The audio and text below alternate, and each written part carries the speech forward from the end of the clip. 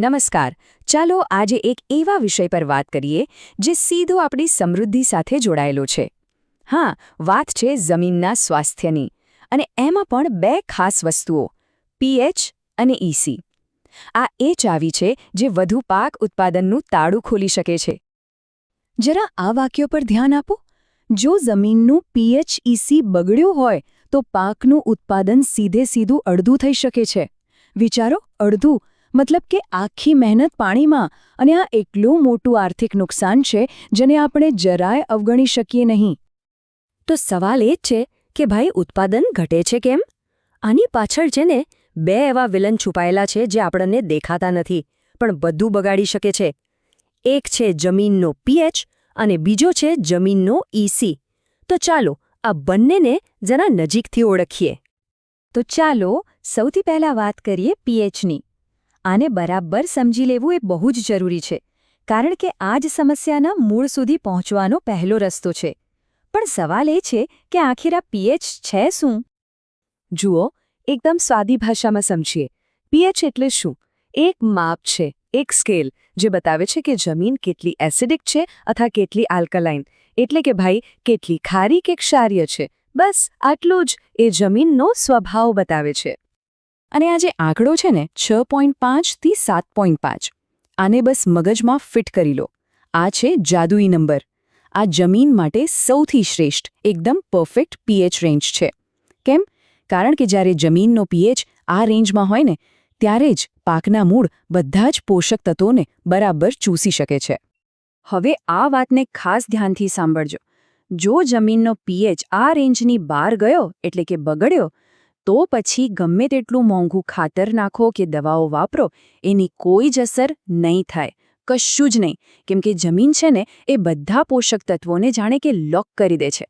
પાક સુધી પહોંચવા જ નથી દેતી. એટલે સીધો હિસાબ છે, પૈસા અને મહેનત બધું જ બરબાદ. ઓકે, તો પીએચ વિશે તો ખ્યાલ આવી ગયો. હવે વારો છે બીજા મુદ્દાનો, એટલે કે ઇસીનો. આને પણ ઓછો ના સમજતા.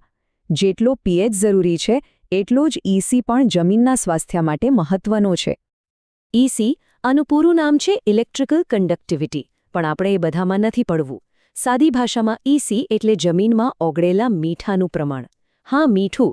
જેમ આપણને ખાવામાં વધારે પડતું મીઠું નથી ચાલતું, બસ એ જ રીતે છોડને પણ જમીનમાં વધારે પડતો ક્ષાર નુકસાન કરે છે. તો ઇસી માટેનો સાચો આંકડો કયો? એ છે 0.5 થી 1.5. આ રેન્જ એકદમ બેસ્ટ છે, કારણ કે આટલા ઇસીમાં છોડના મૂળ આરામથી પાણી અને બીજા પોષક તત્વો લઈ શકે છે. પણ જો ઇસી આનાથી વધી ગયું તો શું થાય ખબર છે? તો મૂળ પાણી હોવા છતાં એને ખેંચી નથી શકતા, બિચારા તરસ્યા રહી જાય છે. ઓકે, તો આપણે સમસ્યા તો સમજી લીધી, ખરાબ પીએચ અને વધી ગયેલું ઇસી. પણ સૌથી સારી વાત એ છે કે આનો ઉકેલ છે, અને એ પણ એવા ઉપાયો જે આપણે કરી શકીએ છીએ. તો ચાલો હવે એ જોઈએ કે આ સમસ્યાઓને સુધારવી કઈ રીતે. જુઓ, આ એકદમ સીધું ગણિત છે. ધ્યાનથી જુઓ. જો પીએચ વધી ગયું હોય એટલે કે જમીન ક્ષારીય થઈ ગઈ હોય તો ઉપાય છે જીપ્સમ. અને જો પીએચ ઘટી ગયું હોય એટલે કે જમીન એસિડિક બની ગઈ હોય તો એનો જવાબ છે ચૂનો, એટલે કે લાઇમ. છે ને એકદમ સિમ્પલ? વધુ હોય તો જીપ્સમ, ઓછું હોય તો ચૂનો, બસ. અને જો ઇસી વધારે હોય તો એના માટે આ 3 સ્ટેપ્સ યાદ રાખી લો. સ્ટેપ નંબર 1, ખેતરમાં પાણી ભરી દો. ધોરિયા પિયત કરો. આનાથી શું થશે? જે વધારાનું મીઠું છે ને એ પાણી સાથે નીચે ઉતરી જશે. સ્ટેપ નંબર 2, જીપ્સમ ઉમેરો. અને સ્ટેપ નંબર 3, ભરપૂર સેન્દ્રિય ખાતર નાખો, જેમ કે છાણિયું ખાતર. આનાથી જમીન એકદમ જીવંત થઈ જશે. તો આપણે સમસ્યા પણ જોઈ અને એના ઉપાયો પણ જોયા. પણ સૌથી મહત્વનો સવાલ એ છે કે આ બધું વારંવાર ન થાય અને ઉત્પાદન સતત વધતું રહે, એના માટે શું કરવું? કઈ એક આદત છે જે બધું બદલી શકે છે? જવાબ છે આ નંબર 2. યાદ રાખજો, આ કોઈ દવા નથી, પણ આ એક નિયમ છે, એક આદત છે.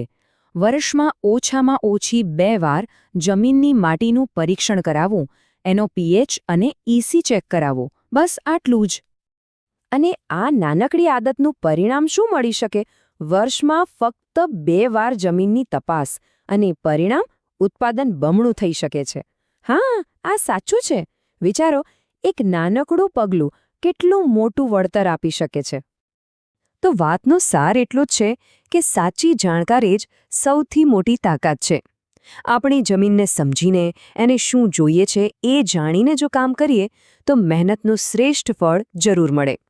તો સવાલ હવે એ છે કે શું આપણે આપણું ઉત્પાદન બમણું કરવા માટે તૈયાર છીએ?